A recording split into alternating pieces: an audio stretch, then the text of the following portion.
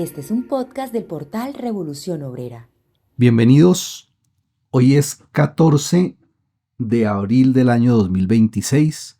Vamos a desarrollar el episodio 229 de Vanguardia Obrera. A los que nos están siguiendo los invitamos para que compartan este episodio, para que lo lean, para que escriban, para que lo difundan, para que nos hagan todas sus cuestionamientos, sus preguntas, para que nos escriban y si nos hagan saber realmente qué piensan sobre los temas que estamos desarrollando. Para el día de hoy vamos a tener la presencia aquí en la mesa de trabajo del compañero Leonardo, de Adela y de José, con quienes vamos a intercambiar opiniones básicamente sobre dos temas importantes. El primero, uno de orden internacional. Como todos sabemos, pues la situación de la guerra que se está desarrollando en distintos flancos está convirtiéndose cada vez más en un grave problema y en una profunda amenaza de una posible confrontación de grandes proporciones que muchos todavía no logran, pues, o no ven que se está acercando, pues, la posibilidad de una tercera guerra mundial que sería devastadora para la vida en el planeta. Y después de este importante tema, vamos a darle continuidad a lo que venimos desarrollando desde el programa anterior, donde estamos analizando algunos de los más representativos programas de gobierno que están planteándose en Colombia para las próximas elecciones. Recordarán que en el episodio anterior hablamos el caso del programa de gobierno de Paloma Valencia, donde evidenciamos, pues, entre otras cosas, que detrás de toda su palabrería y toda su fraseología y todo lo que promete, lo que hay es una búsqueda, pues, de favorecer a la gran industria y de afectar directamente todas las conquistas sociales y las condiciones económicas de los trabajadores. Vamos a hablar, para el día de hoy, vamos a centrarnos en el programa del señor Abelardo de la Espriella y vamos a analizar desde distintos aspectos también en qué consiste su programa de gobierno y cómo podemos, pues, interpretarlo. Bienvenidos, compañeros de la mesa de trabajo. Gracias al equipo técnico. ¿Cómo se encuentran? Adela, ¿cómo está? Hola, Ricardo, un saludo también a Leonardo y a José. Qué alegría volvernos a ver desde el 24 de marzo que no emitíamos, pero no por estar de descanso, sino por estar en otras labores. Pero aquí estamos de nuevo frente al micrófono para analizar con ustedes todos estos temas que nos acaba de exponer Ricardo. Bienvenidos a todos. Hola a mis compañeros de mesa, un saludo fraternal al compañero Leonardo que hoy nos acompaña y a nuestra querida audiencia, un placer estar nuevamente con ustedes. Buenas noches a toda la audiencia de Vanguardia Obrera y a nuestros amigos acá en la mesa de trabajo. Vanguardia Obrera. Opinión y análisis político.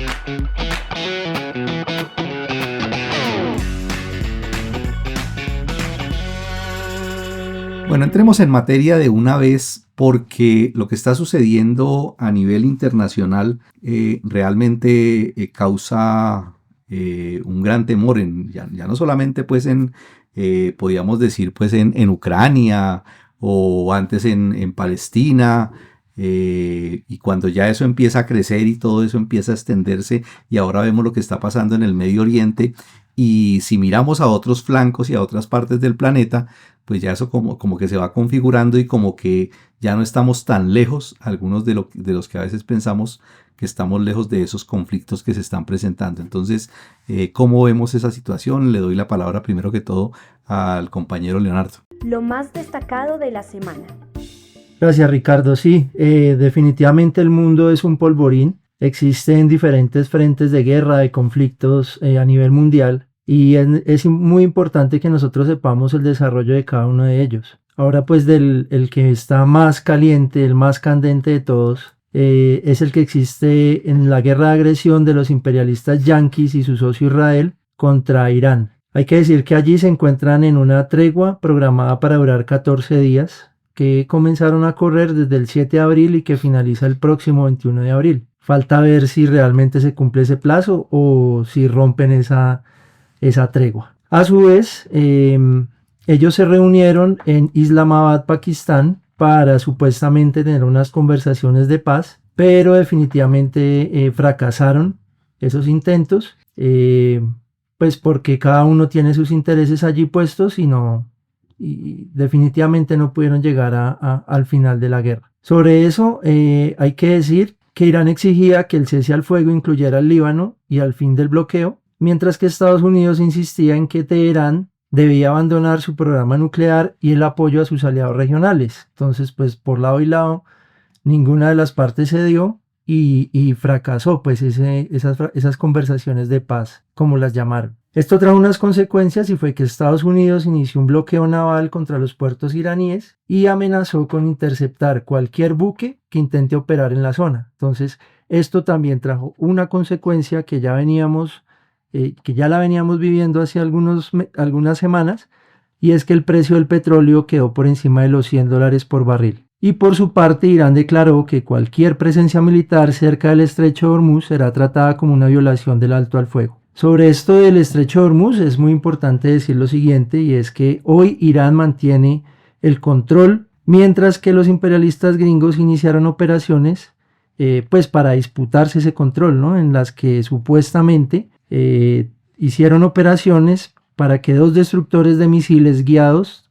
transitaran el estrecho y así limpiarlo de minas explosivas. Lo que sí es cierto es que antes de la guerra más de 100 buques petroleros cruzaban el estrecho al día, y desde que comenzó la guerra solo se han registrado 12 tránsitos de buques. Esto pues en la práctica demuestra que Irán es el que tiene el control sobre esta vía estratégica por donde pasa una quinta parte del petróleo mundial. Y ese pues es el factor que más presión ejerce sobre la economía mundial en este momento. Otro frente de guerra o ya de agresión, es el que sucede entre Israel y Hezbollah en el Líbano, donde continuaron pues con una serie de intercambio de golpes militares entre unos y otros. La semana pasada ocurrió lo que se denominó como el Miércoles Negro, cuando una oleada de más de 100 bombardeos israelíes sobre Beirut y otras zonas causaron más de 357 muertos y miles de heridos. Hay que decir que desde el inicio de la ofensiva sionista el 2 de marzo, el Ministerio de Salud libanés reporta más de 2.020 muertos y más de 1 millón de desplazados en el Líbano. Y pues por su parte Hezbollah ha respondido con ataques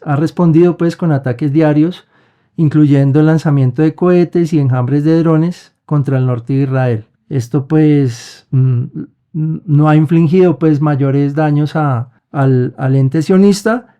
Sin embargo pues hacen sonar pues las sirenas en la región de Galilea y a su vez pues Hezbollah también ha rechazado cualquier concesión de conversaciones con Israel. Allí mismo pues en Palestina, en esa misma zona, la existencia de lo que llamaron el alto al fuego no se tradujo nunca en una paz real para el pueblo. Y hay que decir que en la última semana por lo menos 32 palestinos fueron asesinados por fuego israelí, incluido un periodista de Al Jazeera. Israel bombardeó Gaza en 36 de los últimos 40 días. Y la situación humanitaria es crítica porque Israel solo permite la entrada de una quinta parte de los suministros acordados en la tregua de octubre de 2025, que en la práctica o en la realidad no ha sido ninguna tregua, sino que han seguido pues los ataques contra el pueblo palestino por parte de Israel. Es la continuación del genocidio.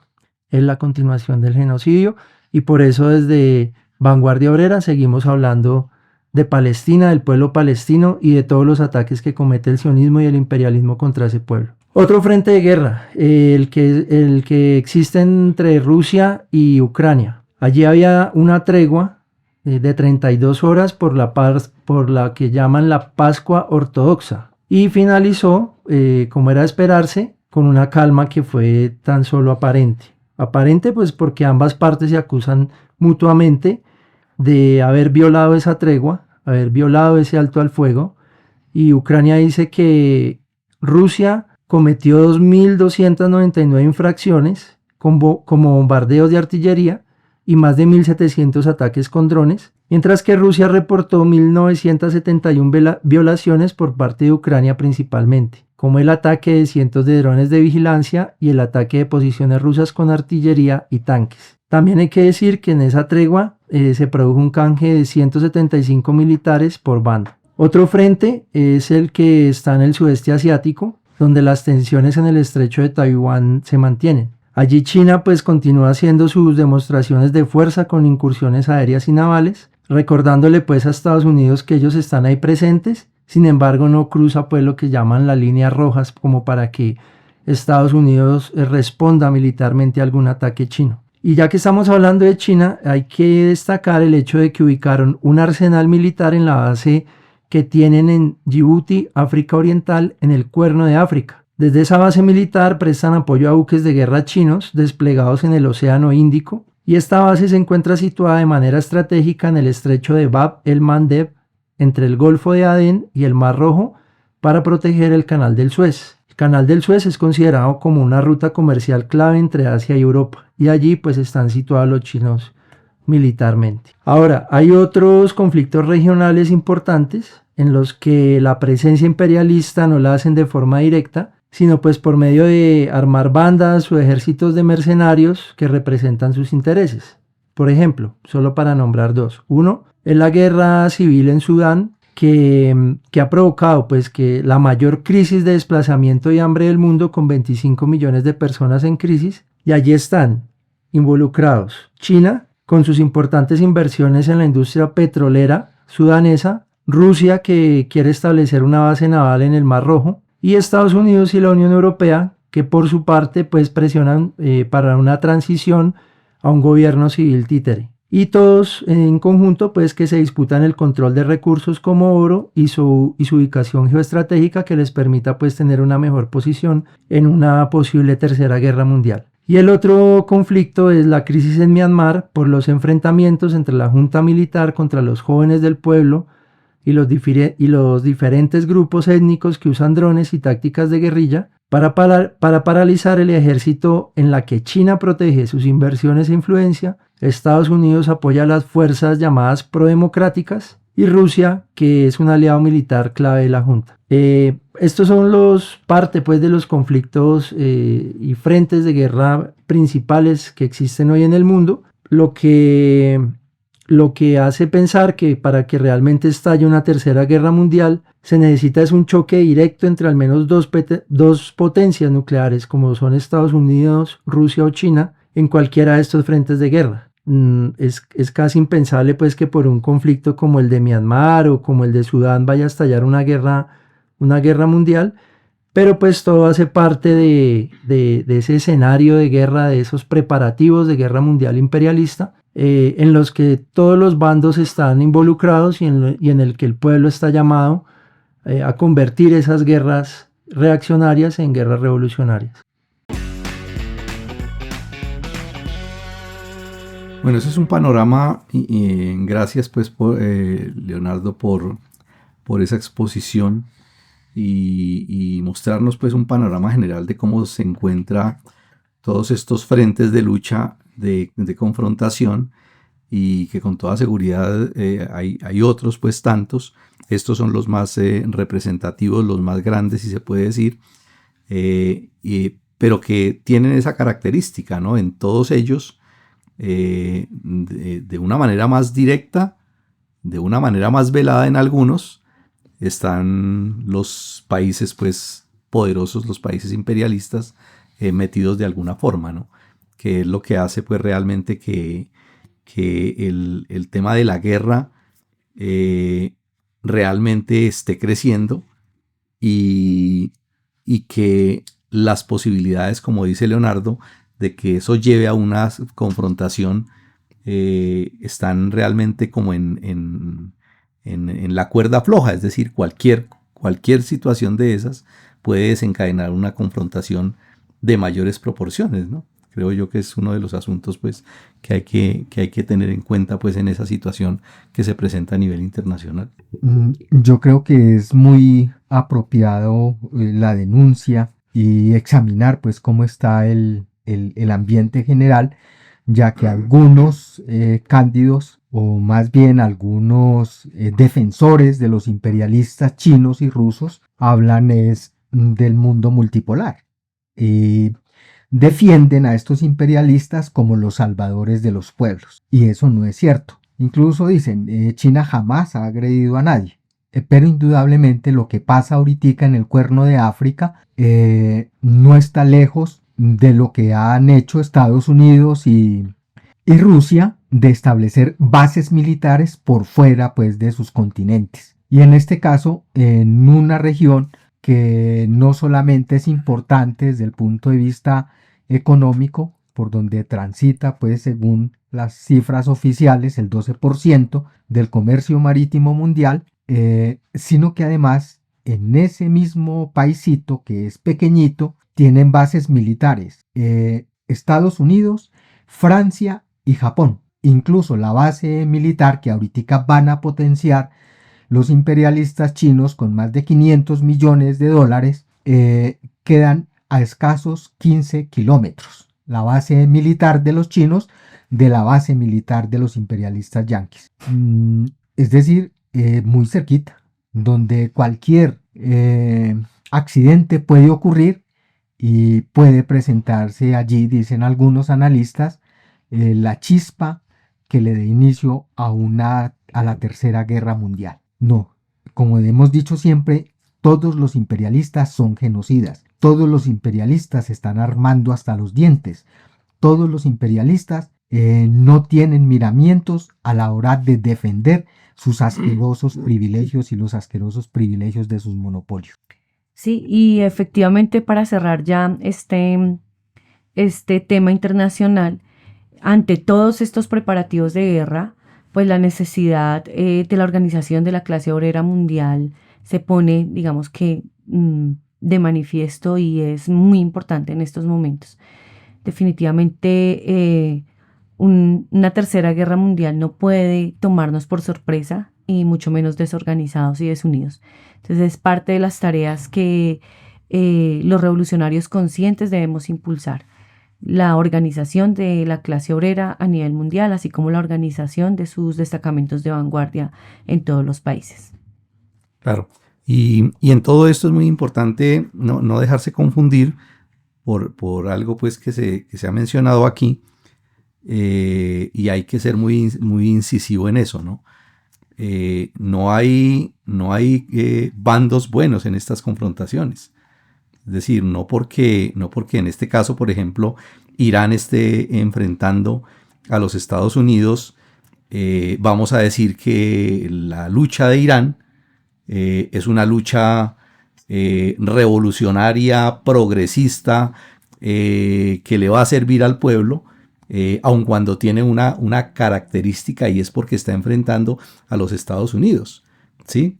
Pero, y insisto en eso porque efectivamente hay gente que dice que eso hace parte de la revolución proletaria mundial.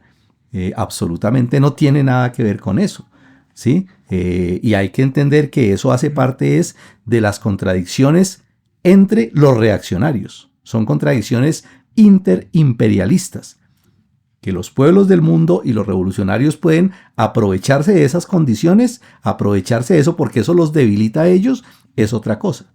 Pero llevar eso al terreno de decir que eso hace parte de la revolución proletaria mundial es un desacierto total en eso. Es decir, los obreros no pueden filar del lado de ninguno de esos bandos en ese tipo de confrontaciones, ¿no? ¿Sí? Eso es bien importante, pues, que se haga énfasis en eso. Sus mensajes, comentarios, opiniones y sugerencias son muy importantes para el desarrollo de este podcast, así como sus aportes materiales para sostenerlo. En la descripción del programa encontrarán distintas opciones para ponernos en contacto de forma sencilla. Los leemos y los escuchamos. Pasamos entonces, y seguramente pues en otro programa le vamos a dedicar mucho más tiempo a este tema porque vale la pena hacerle el seguimiento.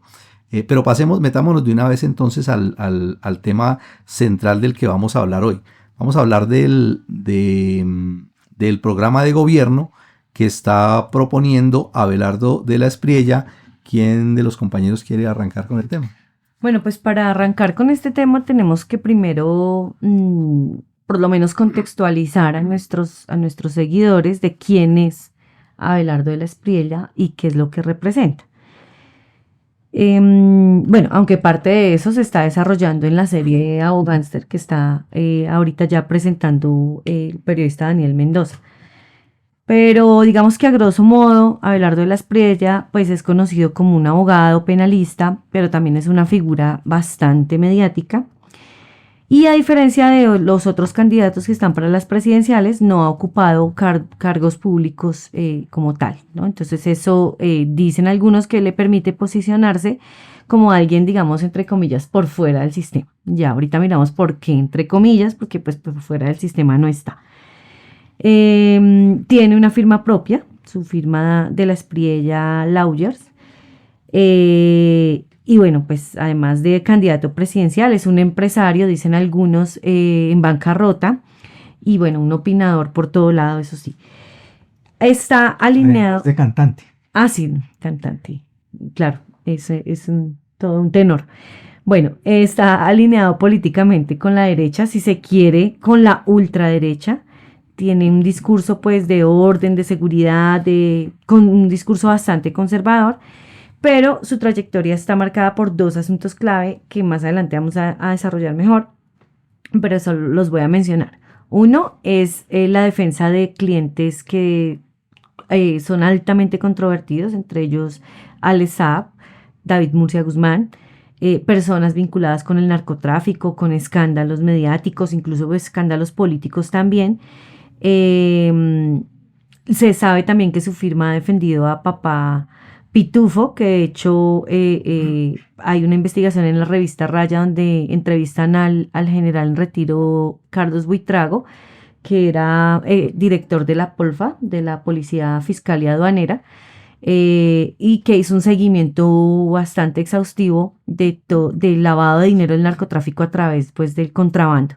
Y ahí como pues ha sido imposible prácticamente dar un golpe certero a papá Pitufo, y ahí ha estado, digamos, en medio otras bambalinas esa firma, o por lo menos ese abogado. De todos modos, pues eso no es ilegal, se dice, ¿no? Porque pues es un abogado penalista y esa es la labor de un abogado penalista, ¿no? Defender, pues, por delitos penales. Pero sí se define un perfil de cómo es que litiga este abogado, y es que lo hace con el mundo de los criminales y pues de los que tienen alto riesgo político también, porque eso está todo untado también con políticos bastante prestantes. Entonces aquí pues no es lo mismo, y no puede salir a decir eso tampoco, no es lo mismo, por ejemplo, como lo hacen los médicos con su juramento hipocrático, de que tienen que salvar una vida, ¿sí? Es vida sí o sí, sin importar la que sea. No, eso es muy diferente en el caso de los abogados. Ellos sí pueden elegir a quién van a defender, y pues ya vamos viendo cuál es la línea de defensa de este abogado. Entonces por eso se le ha acuñado ese término de abogánster, que básicamente describe abogados que operan como en zonas grises, ¿sí? Entre defensa legal, pero también con maniobras cuestionables en medio de sus procesos de defensa. Son abogados que también manipulan testigos o incluso procesos judiciales, y que tienen vínculos con redes criminales o políticas. Y otro punto clave, digamos, que hace parte de la trayectoria de este candidato a la presidencia, es ya como en lo político y lo social, ¿no? El perfil de la Espriella muestra que representa sectores de poder tradicionales y que son cercanos incluso al uribismo, sectores con intereses de seguridad, de mano dura, incluso sectores antiizquierdistas abiertamente declarados. Y también pues afina a sectores económicos y empresariales que convence, digamos, con un discurso de promercado, anti-inversión, intervención estatal, etcétera, etcétera. Y en lo social pues tiene una base bastante conservadora, religiosa, ¿sí? De hecho ha intentado buscar votantes evangélicos, incluso después de afirmar que era ateo, y que eso es conocido y pues por todos lados se lo han sacado en redes. Entonces él dice que no representa ningún partido tradicional, pero sí hay ideológicamente, sí se alinea, digamos, con la derecha, con sectores de poder, de esa línea, y con el conservadurismo básicamente. Entonces eh, dice además que busca capitalizar el descontento supuestamente que hay con el gobierno actual, y entonces por eso usa un discurso mucho más radical y de confrontación como tal. Entonces, eso quiere decir, bueno, con todo esto podríamos decir que este candidato no está por fuera del sistema por el hecho de no haber ocupado cargos públicos. Algunos dicen que sí, que está por fuera del sistema como tal, que no viene de una carrera política clásica, pero pues digamos que sí ha estado dentro del sistema a través del poder judicial, de redes legales, porque ha litigado también en casos clave en el país y ha tenido también conexiones con procesos políticos que han sido bastante sensibles. Y tiene además cercanía con élites políticas y relación directa con el entorno de Uribe Vélez. Y además también pues participa en dinámicas de alto nivel judicial. Entonces no viene de una política tradicional supuestamente, pero sí prácticamente está inmerso en el poder jurídico, mediático, empresarial de todos quienes manejan el poder en el país. Y pues también ha tenido relaciones con políticos reconocidos y demás. Más o menos, digamos, a grandes rasgos, es como el perfil político del candidato que vamos a analizar el día de hoy. Bueno, y metiéndonos en materia, este señor que dice dentro de sus propuestas que él, y habla pues de la seguridad de la patria milagro, porque así lo llaman, dice que la patria milagro, y él se hace llamar el tigre, además de eso, dice que el crimen es el principal enemigo de la libertad, de la paz verdadera y la estabilidad del país.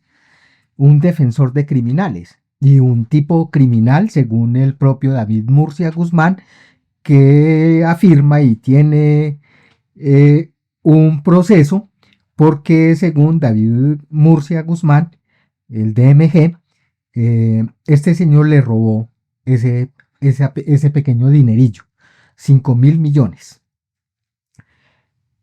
Un defensor de criminales que habla y dice, pues, y se llena la boca diciendo que con los criminales no habrá negociación, cuando todo el tiempo ha defendido criminales. Acusa, pues, en ese sentido, pues, de la seguridad, de que Petro, lo de Petro y lo de la paz total de Petro es una traición a la patria, que no es una paz fracasada, sino que es una traición, pues, a la patria.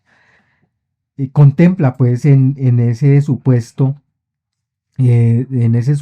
plan de seguridad, y acuérdense quién hablaba de la seguridad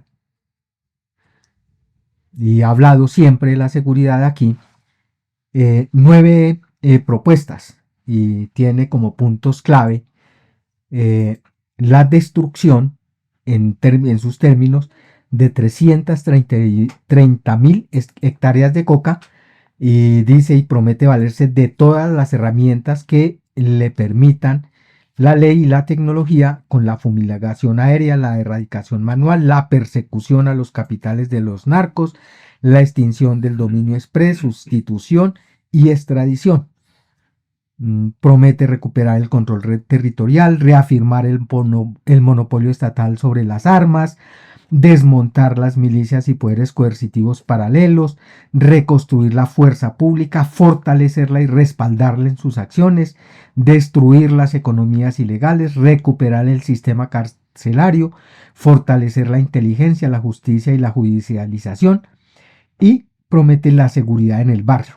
Entonces es bloque de búsqueda contra la extorsión y primera línea de seguridad con veteranos y reservistas.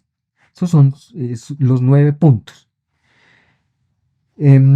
Traducido, de hecho, al lenguaje, pues, coloquial del pueblo, es que este señor tiene en mente poner en práctica no solamente recuperar, pues, lo de las viejas convivir, de ya sabemos quién. Matarife fue el que hizo eso y después se convirtió eso en paramilitarismo, sino que es una práctica claramente de orientación fascista, de organizar a los veteranos y reservistas como verdaderos escuadrones paramilitares.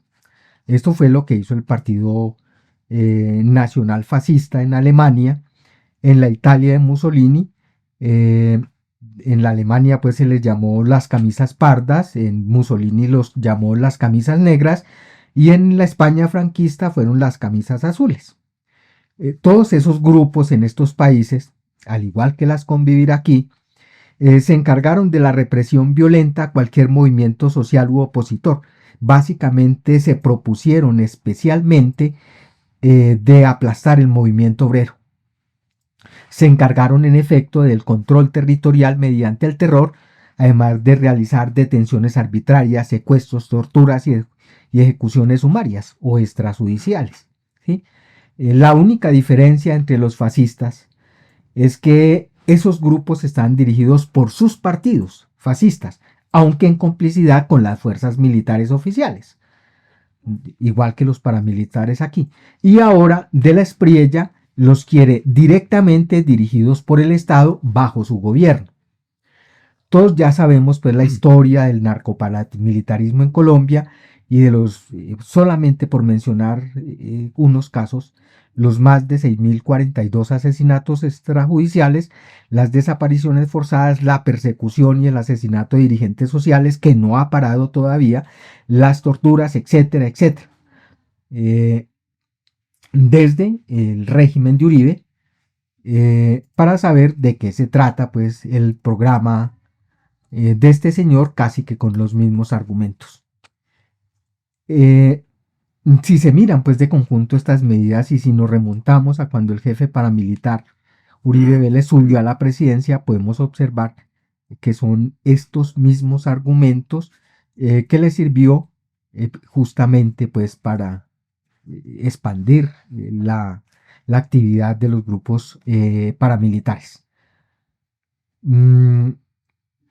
Además de lo que significa social y políticamente, pues la militarización de la sociedad, que es lo que promete este señor, es decir, régimen muy similar al de Bukele en El Salvador, y lo que implica pues desde el punto de vista del presupuesto que va a llevar entonces el fortalecimiento de las fuerzas militares y el fortalecimiento pues de toda la rama, de todas las ramas pues que se encargan de la represión y la judicialización, etcétera, etcétera, etcétera. Es decir, presupuesto para la guerra que ya de por sí es altísimo y obviamente todo eso va en detrimento del presupuesto en el gasto social. Pero además pues hay que tener en cuenta que darle un tratamiento militar al problema de la siembra de la coca es no solo reaccionario en sí mismo, porque se trata de un problema que es económico y social, en el caso pues de los pequeños cultivadores de la hoja, sino además demagógico, porque lo que se esconde detrás de los argumentos de que barrer pues con toda esa cosa, que es lo que han prometido todos los gobiernos reaccionarios, se esconde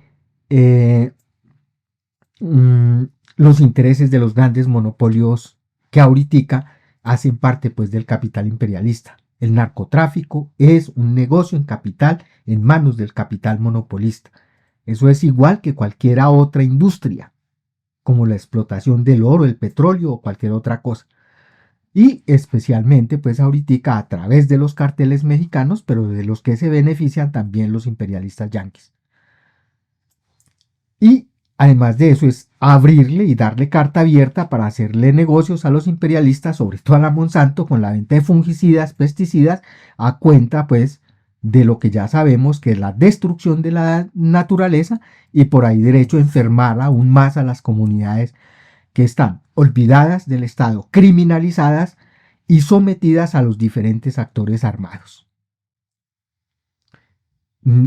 Además, todas estas medidas ya han sido ensayadas y han demostrado el total fracaso. La guerra contra las drogas es un invento que solamente beneficia a los capitales imperialistas. Por eso también fracasó la paz de Petro. Porque mientras no se tome la medida más racional y económica, que es legalizar la cocaína, la guerra seguirá escalando. Mejor dicho, mientras la cocaína siga siendo un negocio ilegal que que deja una ganancia extraordinaria, seguirán existiendo los carteles y seguirá cultivándose la hoja de coca aquí, en este país o en cualquier otro lugar. Pero además, detrás de todo eso, pues está la doble moral de todos los capitalistas, empezando pues por los imperialistas yanquis y por Trump, ya que todos son beneficiarios del negocio, de la cocaína y del narcotráfico. Y no solamente pues los que venden agroquímicos, sino los que venden armas, los vehículos para el transporte, también pues se lucran todos los que lavan el dinero que proviene del negocio. Incluso en Colombia estuvo el Banco de la República comprando durante el gobierno de Uribe y de Santos 20 millones de dólares diarios. Es decir, un lavadero oficial era el Banco de la República. Mientras que el campesino que cultiva y el proletario que raspa la hoja de coca son apenas los que reciben las míseras migajas de otras cosas, hay que decirlo, y con todas las letras, del principal producto de exportación en Colombia y uno de los primeros renglones en la economía del producto, pues, del Producto Interno Bruto del país. Abelardo de la Espriella entonces significa la continuidad de lo más cavernario entre lo cavernario, vendiéndose como defensor de las instituciones, de la moral y de la patria, que significan otra cosa que defender la violencia institucional reaccionaria contra el pueblo. O en otras palabras, la dictadura abierta de los capitalistas, el aplastamiento del movimiento social y quienes luchan contra los burgueses, los terratenientes y los imperialistas para que ellos sigan acumulando ganancias a manos llenas.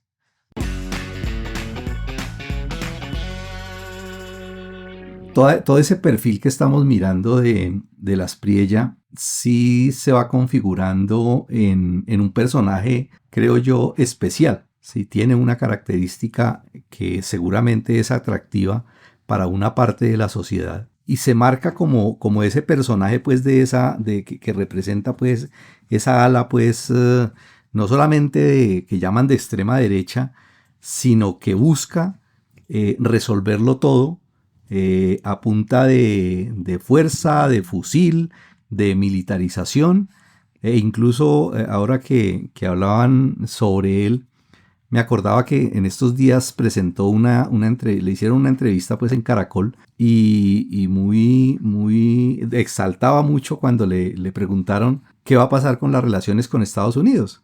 Entonces él dijo, la relación con Estados Unidos se arregla al siguiente día de que yo sea presidente con una simple llamada. Porque si yo voy a arreglar una relación y voy a fortalecer y voy a basar toda mi política de gobierno en Colombia, es en la alianza con los Estados Unidos y con Israel. Esos son los dos países claves para de la Espriella y sabemos pues de la catadura pues de ese Estado sionista, asesino y criminal de Israel, lo que representa no solamente ahora para el pueblo palestino, sino para el mundo, ¿sí? Y eso lo reafirma pues él en eso, ¿no? Y también otra de las cosas que decía de atacar la corrupción, ¿no? Le decía, y resaltaba mucho la idea de que él, una de las cosas que va es a atacar la corrupción con un bloque de búsqueda anticorrupción y con expropiación express, ¿no? Absolutamente ninguna de esas cosas, pues eso es pura demagogia, puro cuento, porque nada de eso va a ser, porque si es lo que decían ahora, un defensor de corruptos es él.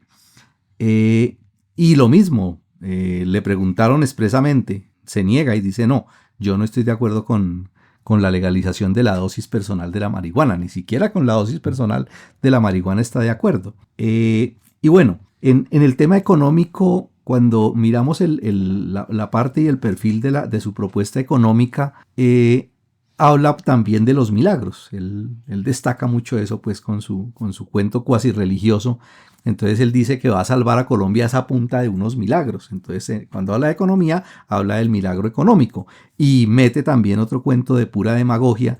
Y él dice, lo primero que yo voy a hacer es un plan de choque de 90 días para salvar el problema de la salud en Colombia. ¿Sí? Entonces él dice, lo primero que voy a sacar es un decreto donde se destinen 10 billones de pesos para resolver el problema rápidamente de la salud para todos los colombianos, y ese dinero va a salir del presupuesto de la ADRES y del presupuesto de gobierno.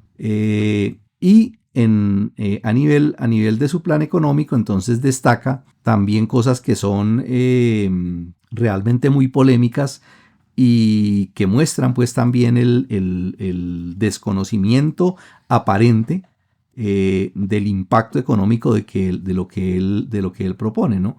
Lo llama el giro energético, los incentivos tributarios y el reordenamiento del campo. En lo del giro energético, básicamente es el tema de rápidamente aprobar la exploración y la explotación y la búsqueda de hidrocarburos con el fracking.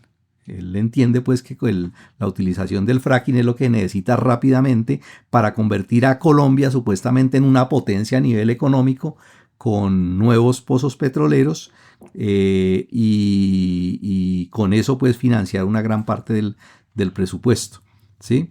Se la dedica toda a eso, a ese asunto del fracking, y dice que con eso va a reactivar esa industria de los hidrocarburos, considerando a Colombia como una caja fuerte llena de dinero en el subsuelo. Es decir, nosotros tenemos la salvación de la economía colombiana, es en el subsuelo, allá está y hay que explotarlo. Y con el fracking que se necesite. Demagógicamente incluso dice, no, lo que pasa es que el fracking, bien aplicado, con buenos estudios, no va a afectar la tierra, y eso es una cosa pues mentirosa pues desde todo punto de vista. Habla en el tema de incentivos tributarios, obviamente de favorecer al gran capital, de promover a las grandes empresas, y todo eso pues obviamente en detrimento de las condiciones pues de los trabajadores. Eliminar el impuesto del 4 por mil y del impuesto a la gasolina, y el otro terreno también que habla es el recorte del presupuesto, el recorte del Estado. Menciona que hay que eliminar el 40% del Estado, eliminando ministerios, embajadas, y reduciendo la nómina de los funcionarios, de los contratistas, de toda esa burocracia que es cierta, es real, pues efectivamente eso existe, y si hay una de los monstruos, de los adefesios que existen en el sistema capitalista, es precisamente el Estado. Un Estado lleno pues de burocracia, un Estado caro, grande, corrupto, infuncional. La cifra que él incluso presenta podríamos incluso decir que se queda corta, ¿no? Para él lo que hay que eliminar es por lo menos 700.000 puestos que considera innecesarios en el Estado, ¿no? Demagógico también, porque esa es una de las características esenciales del Estado bajo el capitalismo. Es decir, mientras subsista el Estado capitalista con todo su aparato, con todos sus puestos prometidos por cuotas políticas, eso no se va a hacer. Es decir, eso es una mentira pues absurda que él mete, como todo su plan de gobierno. Lo mismo pues el tema de una bandera también puramente publicitaria, cuando promete para ganar apoyo en la gente pues de necesidades insatisfechas básicas, cuando habla, por ejemplo, de prometer créditos de vivienda al 2%. Él dice, vamos a sacar créditos de vivienda al 2%, que ha anunciado como parte central de su presupuesto para facilitarle a todas las personas que tengan su casa propia. 2% anual a 30 años. Una propuesta completamente irrealizable, porque ¿quiénes son los principales ejecutores de los planes de construcción en Colombia? Es el capital financiero, es decir, el sector financiero tiene acaparada la línea del crédito hipotecario y toda la rama de la construcción. Y si hay uno de los grandes problemas en esos sectores, reconocidos por ellos, es que la tendencia de esa economía ha sido hacia disminuir la cuota de ganancia. Es uno de los grandes problemas del capitalismo que se ha estudiado pues por parte de los marxistas, y incluso de los economistas burgueses que han tenido que reconocer eso. Es decir, uno de los grandes problemas que tiene la economía y que tienen las empresas y es esa tendencia a la baja de la cuota de ganancia. Aun cuando estén ganando más, la cuota de ganancia que sales de la plusvalía se disminuye dramáticamente, y en el tema de la construcción y en el tema del crédito hipotecario, eso tiene pues un crecimiento muy grande por el tema de los costos operativos, es decir, una completa demagogia y una completa mentira que él muestra en ese aspecto, y así como en todo el resto pues de temas, ¿no? Entonces, a nivel económico, puro humo pues realmente lo que ofrece Abelardo de la Espriella. Encuentren este y todos los episodios de Vanguardia Obrera también en YouTube. Recuerden seguirnos en Spotify y en las principales plataformas de podcast para no perderse ni un solo programa. También pueden compartir ese que más les gustó. Más contenido de interés en revolucionobrera.com. Bien, en lo social también es una parte de sus propuestas que genera bastante debate, porque pues con su proyecto de la Patria Milagro, que parece un folleto evangélico, pues tiene posturas, digamos, también muy alineadas a lo que nos hablaba al comienzo José, ¿no? Muy de corte fascista. Por lo menos, pues, hay 3 aspectos que se destacan ahí.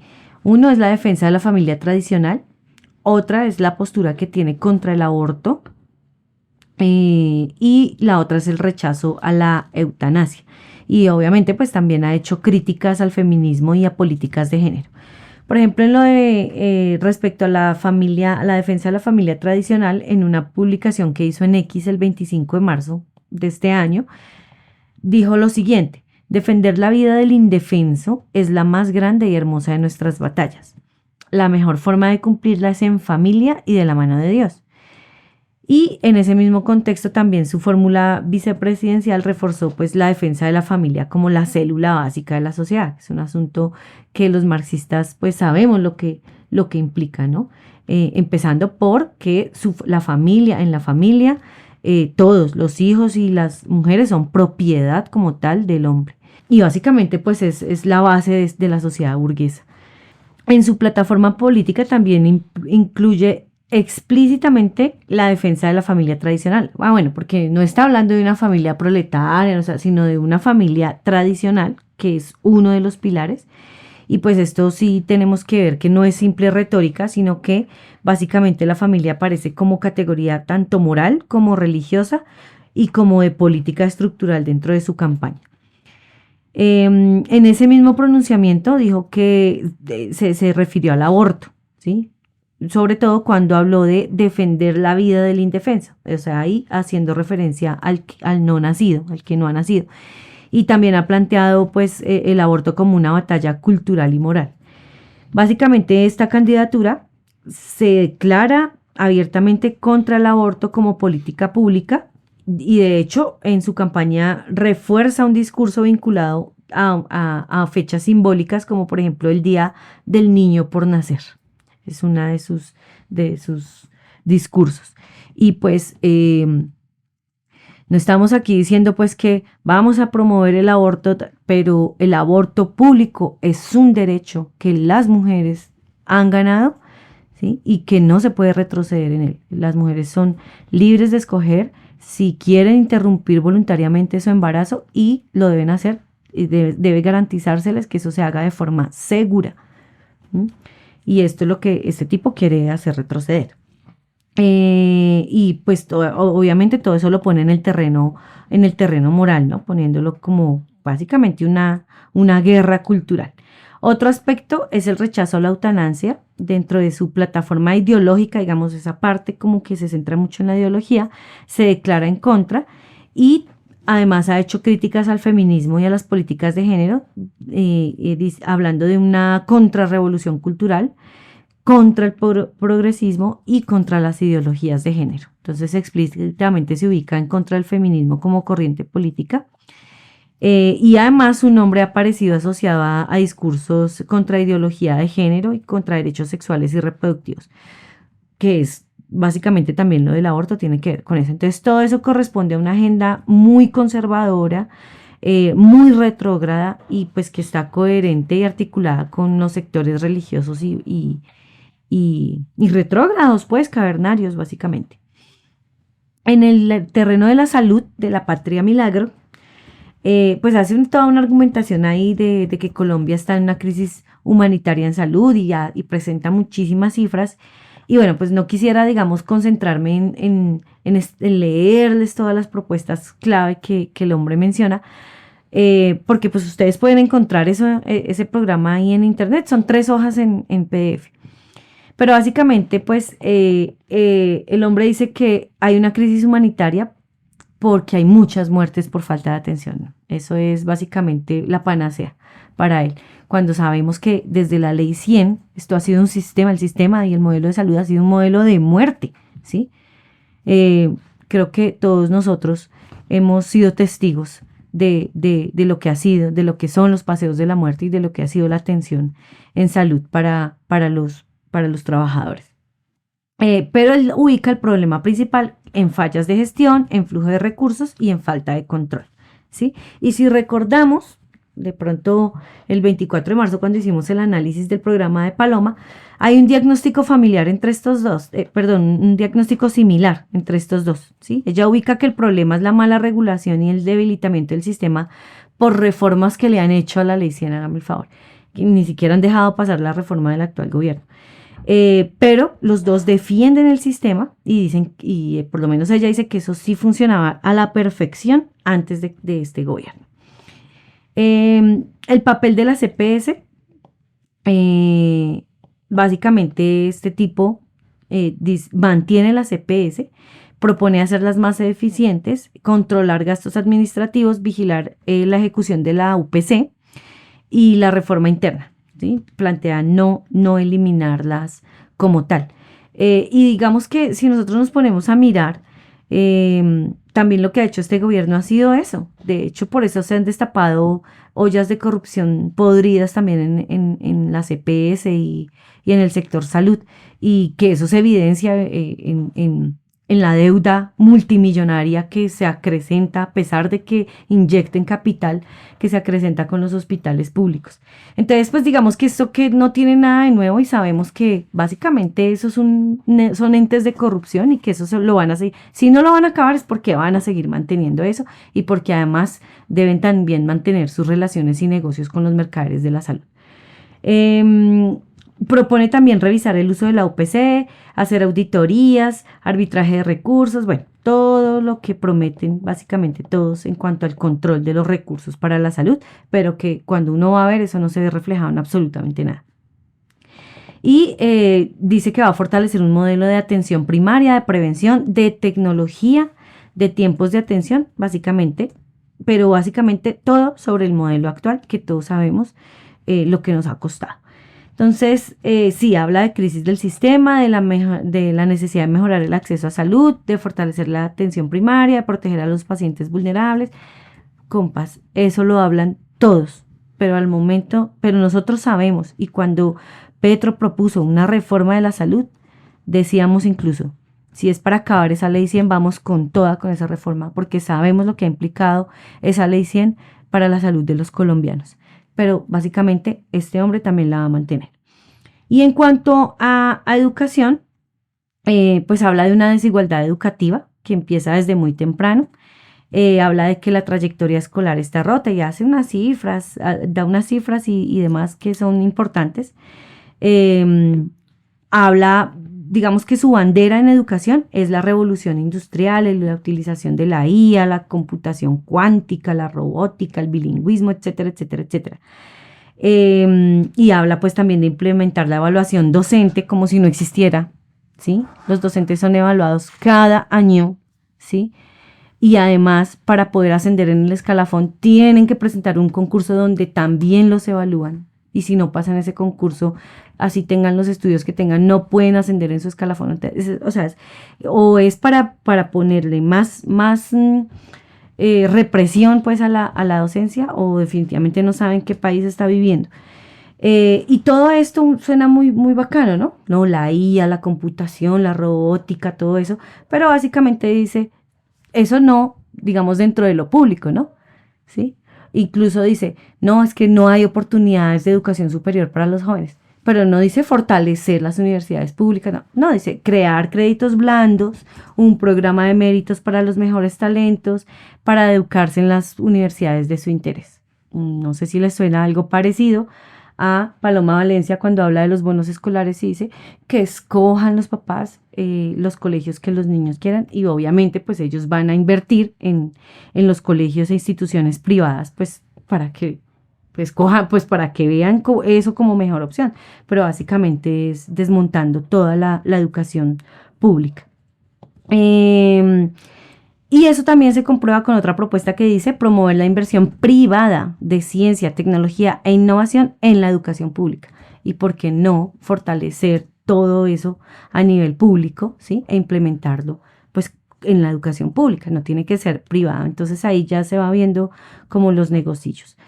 De cifras relevantes, ahí pone también muchas, ustedes las pueden ver en ese programa. Y yo tampoco quiero hacer como la lectura del listado de cifras que hace, sino que hay muchas cifras que sí, son verdad, ¿sí?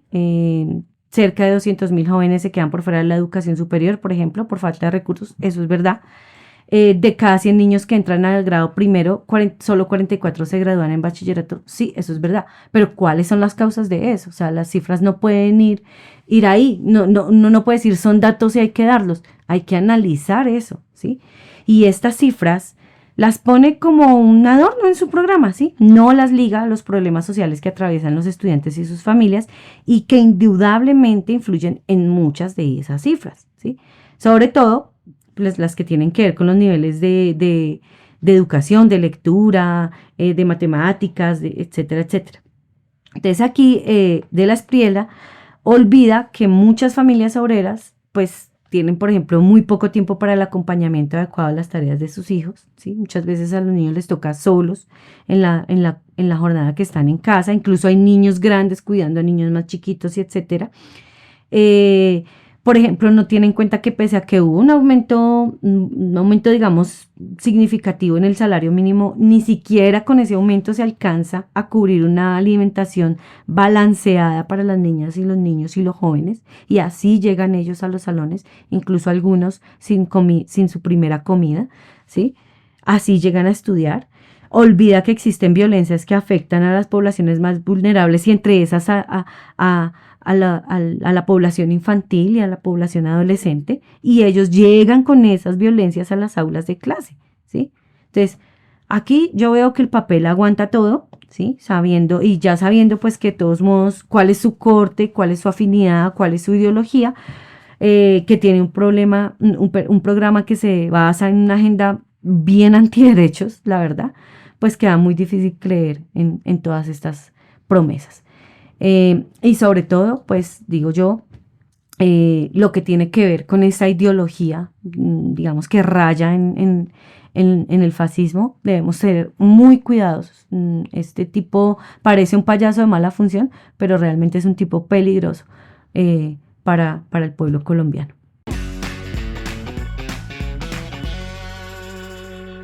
Bueno, como hemos visto, este tipo promete, como lo hacen todos los politiqueros, acabar con la corrupción y el crimen, un crecimiento económico formidable, bienestar para el pueblo, en fin, seguridad, etcétera, etcétera. Tal vez la única diferencia que hay aquí se presenta pues alrededor de lo que él dice, la defensa abierta pues de la constitución existente, y por consiguiente rechaza la idea de la nueva constituyente propuesta por el gobierno. Una nueva o mantenerla mientras exista la explotación asalariada y el actual estado pues no implica mayores cambios. Porque básicamente todas ellas, mientras no se destruya este viejo estado podrido, se va a mantener pues la explotación asalariada, la dominación imperialista y la dictadura de los capitalistas sobre el pueblo. Por eso, sobre la base pues de la constitución existente, es posible llevar a cabo su plan fascistoide, incluida pues esa idea de reaccionarizar pues la sociedad en general y de volver a ese estado confesional, moralista, hipócrita, siempre y cuando eso ayude a adormecer al pueblo para aumentar la ganancia de los capitalistas, cercenar conquistas sociales. Y por eso pues la idea de recortar el Estado y demás solo es posible recortando pues el presupuesto social. Y porque, como ya dijimos también, el plan de este señor conlleva al aumento pues del pilar central pues del Estado, como son las fuerzas paramilitares, incluso ahora acompañadas pues por las fuerzas paramilitares que tendrán ese orden pues de guardianes y demás. En resumen, lo que promete en plata blanca y a calzón quitado de la Espriella significa mayor miseria para el pueblo, mayor superexplotación de los trabajadores, acompañada de mayor represión, terrorismo de Estado y persecución a las ideas de avanzada.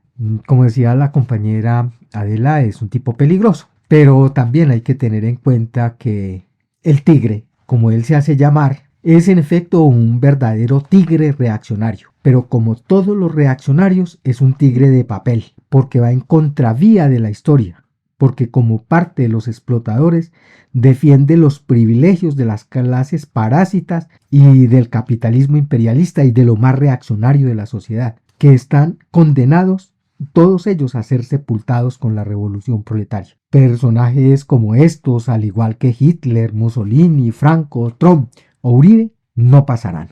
Este panorama que hemos aquí explayado con los compañeros de la mesa pone en evidencia pues que tiene su perfil, pues Abelardo de la Espriella tiene su perfil específico y seguramente no va a ser una de las opciones más atractivas para los trabajadores, al menos para aquellos que analizan pues con algún criterio político a la hora de ir a las urnas a votar. No debe ser pues de los que tengan mayor acogida, salvo pues por las maquinarias que mueven con su dinero y con sus prebendas y con sus amenazas a sectores de los trabajadores y del pueblo en general para que vayan a las urnas a votar por alguien en especial, que seguramente pues lo van a hacer, ¿no? Mover todos esos aparatos para hacerlo. Pero en resumidas cuentas no tiene un plan de gobierno que beneficie ni siquiera pues en una apariencia pues muy bien maquillada a los intereses de los trabajadores. Claramente pues tiene planes y tiene programas que vulneran, que atentan contra esas libertades, contra esos derechos, contra esas condiciones pues dignas de vida de los trabajadores. Y al final de cuentas los trabajadores lo que tienen que hacer es confiar en que sus banderas, en que sus intereses, en que sus derechos tienen que conquistarlos es organizándose y luchando, no hay otra opción. Y eso es una de las ideas que nosotros hemos querido siempre enfatizar aquí en el desarrollo de Vanguardia Obrera, porque es la idea más importante. Gobierne quien gobierne, la clave, lo efectivo y en lo único que deben confiar los trabajadores y el pueblo es en su lucha directa, en su organización, en su movilización. Y a propósito de eso, pues queremos pues invitarlos para que estemos atentos a las invitaciones que ya empiezan a circular para el próximo 1 de mayo. Esa gran jornada mundial donde los trabajadores de todo el mundo le recuerdan a la sociedad entera y le enrostran a los sectores pues retardatarios, a los dueños del capital, que existe una unidad fraternal, que existe una condición común a esas personas, a esos hombres y mujeres que tienen como única posibilidad de sobrevivir la venta de su fuerza de trabajo. aquellos que en las oficinas, en las calles, en las empresas, en las bodegas, en los campos, madrugan, trasnochan para ir a vender su fuerza de trabajo y que con su fuerza, con su trabajo, sostienen toda la economía del mundo. Esos trabajadores tienen esa jornada importante, el 1 de mayo como el Día Internacional de la Clase Obrera, y en todas partes del planeta seguramente se están ya preparando para salir ese 1 de mayo a levantar esas banderas de lucha del movimiento obrero a nivel mundial. Y en todas las ciudades de Colombia pues también estarán apareciendo invitaciones para aquellos que tienen dentro de sus tareas la conformación de comités pro 1 de mayo, para que todos nos unamos, para que participemos activamente en esas tareas preparatorias y en todo lo que se programe para esa jornada, donde haya bloques, donde haya posibilidades de hacer actividades mucho más grandes, donde se pueda, incluso donde tengan la posibilidad de garantizar, de pelearse la dirección en esas manifestaciones, hacerlo, porque ese día es el día de la clase obrera y tenemos que salir con toda la energía, con toda la fuerza a conmemorar ese día internacional. Ya con esto entonces damos por terminado este episodio. Los invitamos para que lo compartan, para que difundan estas ideas y para que nos hagan llegar de todas las formas posibles sus opiniones, sus comentarios, sus preguntas, que con gusto estaremos atentos para tomarlas en cuenta y seguir mejorando en su programa Vanguardia Obrera. Muchas gracias, compañeros.